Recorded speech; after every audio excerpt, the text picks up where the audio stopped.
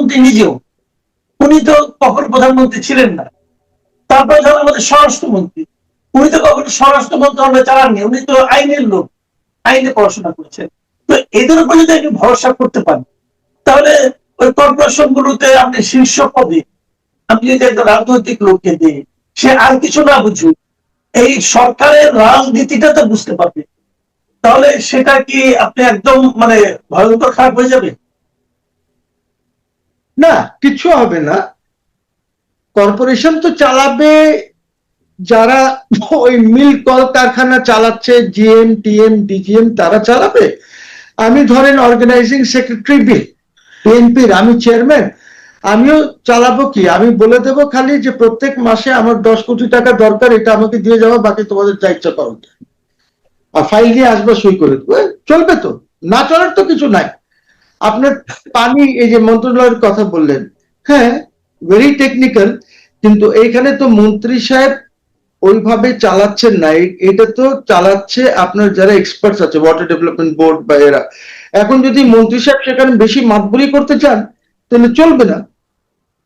Power development board, this are very technical things, you see, চলবে না। আপনি যদি এই যে টুকুরে দেশের না চলতেছে তো, আজকে গ্যাস নাই, কালকে তেল নাই, পরশুদিন অমুক নাই। এই যে শেখ হাসিনার সময় আমরা বিদ্যুৎ যে পেতাম, এই বিদ্যুৎ কোথায় গেছে? এটা তো এমন না যে কেউ চুরি করে নিয়ে গেছে আমার বাসার থেকে।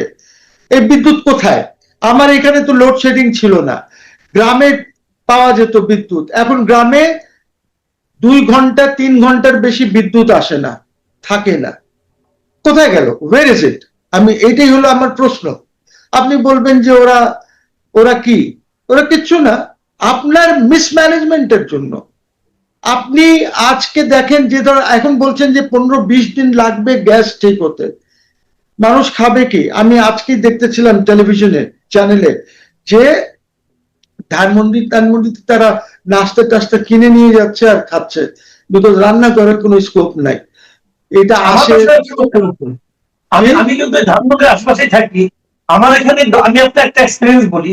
আমি নিজে মাঝে মাঝে রান্নাঘরে যাই, আমি রান্না করি।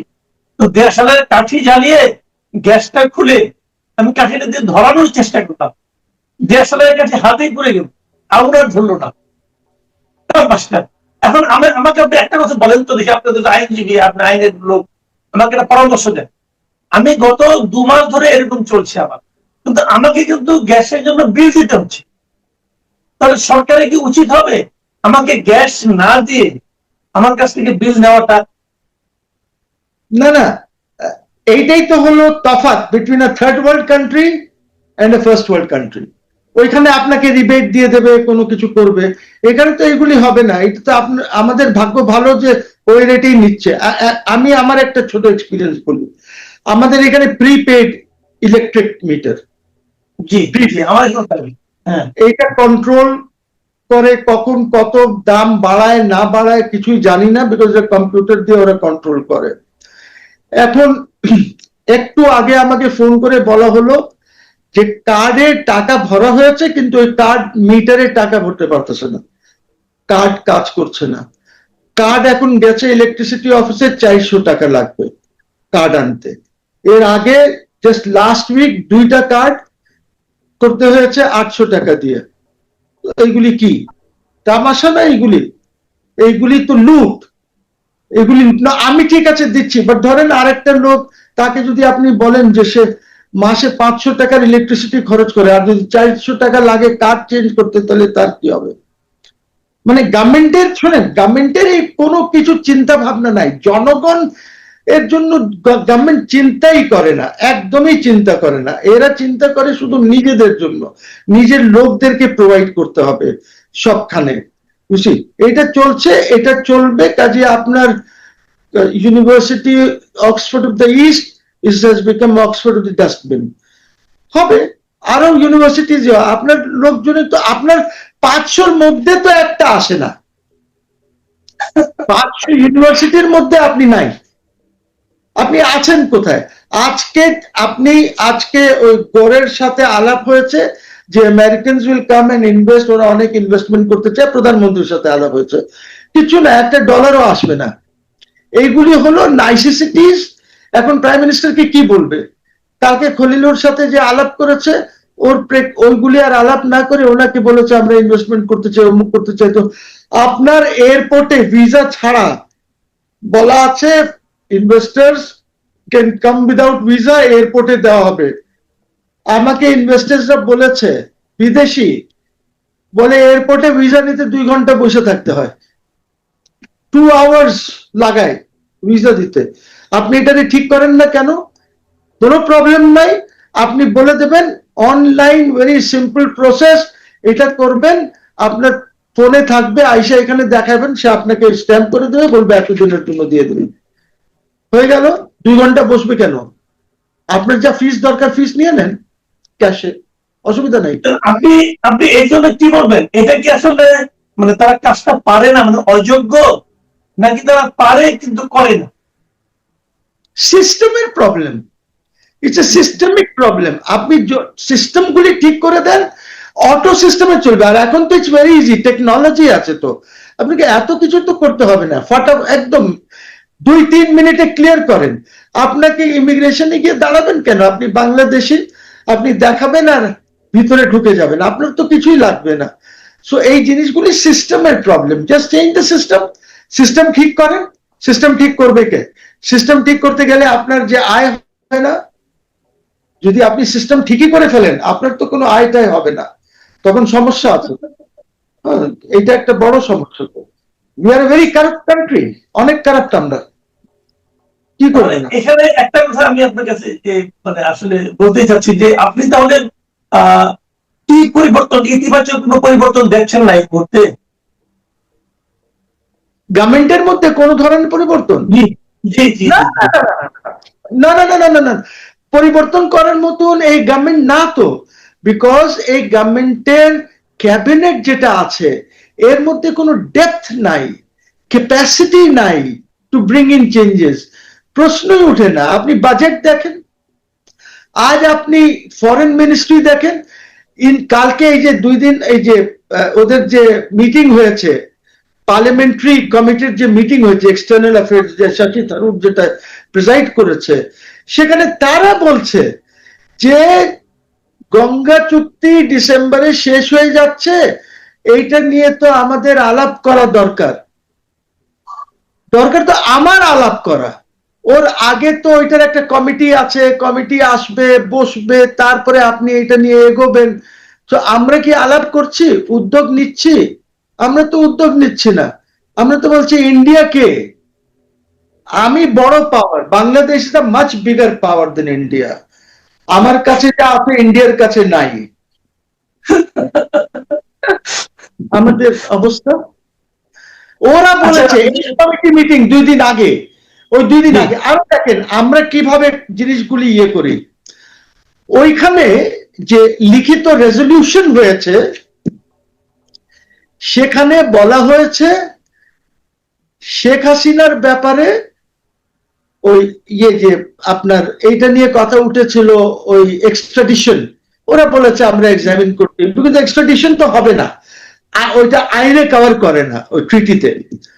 তারপরে তারা ওই বলেছে যে না না আমরা তো শেখ হাসিনাকে পলিটিক্স করার জন্য, আরেক দেশে পলিটিক্স করার জন্য আমরা অনুমতি দিচ্ছি না। হ্যাঁ, এইটাকে তারা ট্রান্সলেট করেছে যে বাংলাদেশে। নো, ল্যাঙ্গুয়েজটা হলো এনাদার কান্ট্রি, আরেকটি দেশে। তো বাংলাদেশ ইজ নট আরেকটি দেশ ফর শেখ হাসিনা, ওইটা শেখ হাসিনার দেশ তো বাংলাদেশ। আচ্ছা আচ্ছা, আপনি মিস ইন্টারপ্রেট করুন, ওইখানে শব্দ হচ্ছে এনাদার কান্ট্রি তে পলিটিক্স করার, কিন্তু শেখ হাসিনার তো Bangladesh is her country, it is not another country. You have to understand. এখানে আমরা সব পত্রিকা হেডলাইন করে দিয়েছি। হ্যাঁ, এসব বোগাস কথাবার্তা, মানে আমাদের তো বুঝ সুঝের খুব অভাব আছে। I am sorry to say this, but this is what it is. ওদের ল্যাঙ্গুয়েজ হচ্ছে এনাদার কান্ট্রি, ইন্টারপ্রেট করেন এনাদার কান্ট্রি। শেখ হাসিনা, বাংলাদেশ কি শেখ হাসিনার কান্ট্রি না? সে কি নেপালে গিয়ে হস্তক্ষেপ করবে? No, it's a diplomatic language they have use, যে ওরা ডাইরেক্ট না বলে যে শেখ হাসিনা তো করতেই পারে, এই জন্য এনাদার কান্ট্রি। অ্যানাদার কান্ট্রিটা কি শেখ হাসিনার জন্য অ্যানাদার কান্ট্রি, নাকি হোস্ট কান্ট্রির জন্য another? It can be any other country except Bangladesh. Except Bangladesh, because Sheikh Hasina's country তো বাংলাদেশ। শেখ হাসিনা তো অ্যানাউন্স করেছে I am going back to Bangladesh. Sheikh Hasina তো আর ইন্ডিয়াতে কি মনে হয় শেখ হাসিনার এই যে অ্যানাউন্সমেন্ট, এটা কি পলিটিক্যাল, নাকি আপনি মনে করেন যে she is going to come, সে আসবে। This is not a political স্ট্যান্ডবাজি যেটা আইসিটির ইয়ে বা এরা যেটা বলছে। No no no, she is going to come, this is a statement that she is made. এবং এমনও হতে পারে যে ডিসেম্বরের আগেও চলে আসতে পারে, এমনও হতে পারে যে উনি 16ই ডিসেম্বর বলেছেন, হয়তো 16ই ডিসেম্বরে উনি আসতে পারেন, বিকজ 16ই ডিসেম্বর তো বাংলাদেশের লিবারেশন ডে, তাই না? জি, লিবারেশন ডে না? তো মেবি শি থিংকস দ্যাট আমি ডিসেম্বরে যাব, 16ই ডিসেম্বরে যাব, বাংলাদেশকে লিবারেট করব। হয়তো ডিসেম্বরের এই ডেট, এটা খেয়াল রাখতে হবে। This could be a political ইয়ে, যে 16ই ডিসেম্বরে যাব, যেদিন বাংলাদেশ লিবারেট হয়েছে আমি আবার বাংলাদেশকে লিবারেট করব। জুলাই যদি আসেন, উনি যদি আসেন তাহলে আমি ধরে নিচ্ছি হাইপোথেটিক্যালি যে উনি আসছেন, তাহলে তার আফটার এফেক্ট কি হতে পারে দেশে? আচ্ছা শুনেন, শেখ হাসিনার অনেক, এখানে আওয়ামী লীগের তো অনেক লোক আছে, এখানে মুক্তিযুদ্ধের পক্ষে লোক আছে, এবং ইন্ডিয়াও সেদিন যে মিটিং করেছে তাদের তাদেরও কথা হচ্ছে দ্যাট দে উইল সাপোর্ট মুক্তিযুদ্ধ, এবং যে আমাদের যে লিবারেশন ওয়ারের যেসব ডিক্লারেশন আছে ওইগুলি সাপোর্ট করবে। সো এই জিনিসগুলি যে তারা এফার্ম করছে, এমনি তো করছে না।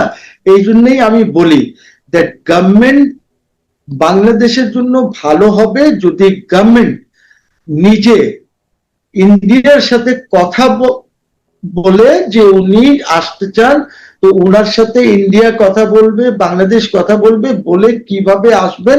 বিকজ ওনার আশা তো is not that Mohsin Rashid প্লেনে উঠলো আর চলে আসলো, এত সোজা না তো।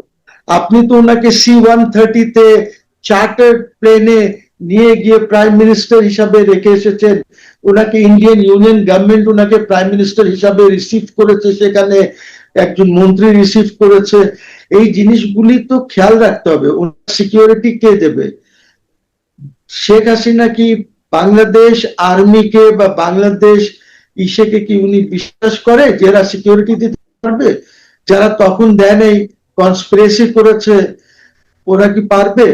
তাহলে সিকিউরিটি কিভাবে প্রোভাইড করা হবে? কি এখানে কোনো ইন্টারন্যাশনাল ফোর্স ওনাকে সিকিউরিটি প্রোভাইড করবে, না the Indians will provide her security? উনি আসলে কিভাবে আসবেন? প্লেনে আসবেন না বর্ডার দিয়ে আসবেন? একটা দুইটা কথা না তো, অনেক কিছু কনসিডারেশনে এনে জিনিসটা হবে। সো এইটা যে এরা যে মনে করছে, এই জন্য আমি বলি please talk to the Indian, talk to Sheikh Hasina, দেখেন কিভাবে আসবে উনি। যদি অনেক লোক যদি হয়ে যায় তো একটা সুনামির মতন রেভলিউশন হয়ে যাবে দেশে। আমি জানি না যারা এই অফিস হোল্ডার্স আছে তারা কি অফিস করতে পারবেন কি না, না কি হবে যদি জুলাইতে এত কম ইসে যদি হয়, এখানে তো বিরাট কিছু হয়ে যাবে।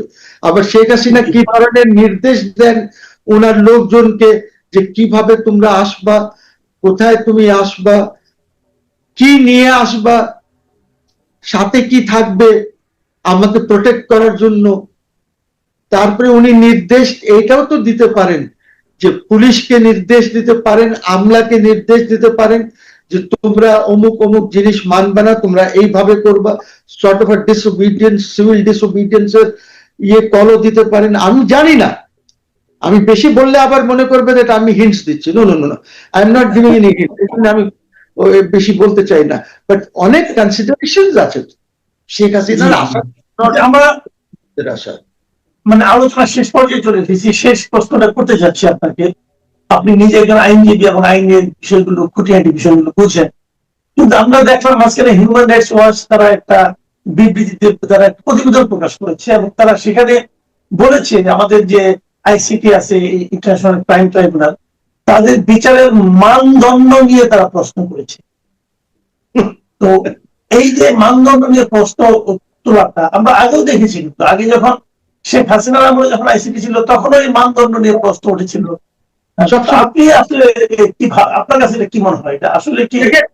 আমি তো ইন্টারন্যাশনাল ক্রাইমস ট্রাইব্যুনাল যে ইলিগাল, আনকনস্টিটিউশনাল, এটা নিয়ে রিট করেছি, আমাকে তারা হারিয়ে দিয়েছে। আমি এখানে বলেছি, কোর্টে বলেছি যে দেখেন আমাকে হারায় দেন, কোনো অসুবিধা নাই, আমি না হয় আপিল করব, কিন্তু প্রশ্ন হচ্ছে যে আজকে যিনারা আছেন ওনাদের বিরুদ্ধেও যদি আমি ব্যবহার করি চেঞ্জ করে, অ্যামেন্ডমেন্ট করে, তাহলে কি হবে?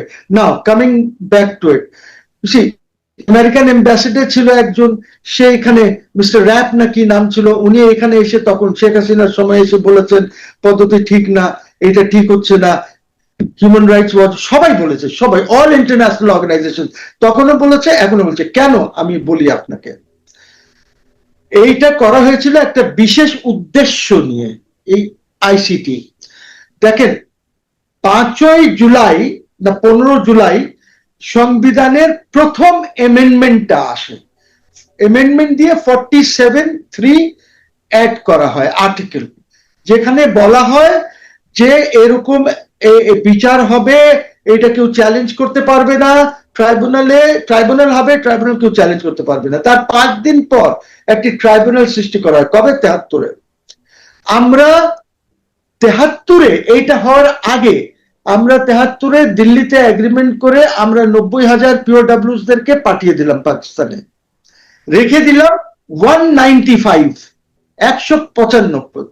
এবং যদি আপনি প্রিএম্বল দেখেন এই আইনের, ওইখানে ওই কনস্টিটিউশনাল অ্যামেন্ডমেন্টের সাথে লিঙ্ক করা আছে, মিনিং যে এটা 195 যেটা রেখে দিয়েছে ওদের জন্য। আমরা 1974-এর দিল্লি এগ্রিমেন্ট করে ওদেরকে বললাম যে তোমাদেরকে আমরা মাফ করে দিলাম, ক্লেমেন্সি দিয়ে দিলাম, যাও চলে যাও, সবাইকে ছেড়ে দিলাম, আর এটার কোনো কার্যকারিতা রইল না আইসিটির।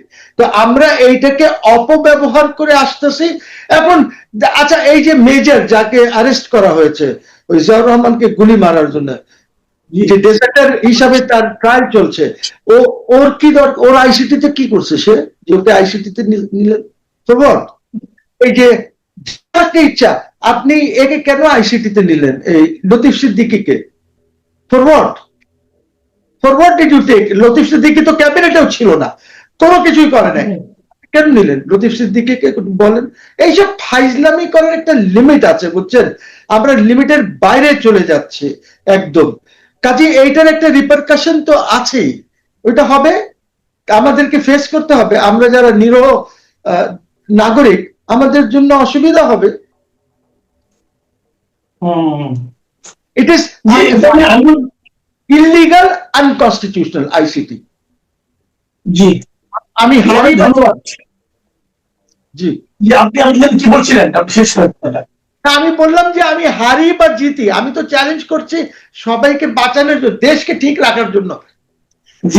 দেখেন 106 করলাম, হ্যাঁ 106 রেকর্ডে নাই, সুপ্রিম কোর্টের কাছে নাই এটা, হ্যাঁ হারাই দিল, অ্যাপেলেট ডিভিশন পর্যন্ত হারাই দিল, রিভিউ করে ছেড়ে দেব, কোনো সময় সুযোগ হলে এইগুলি আবার ঘাটাঘাটি হবে।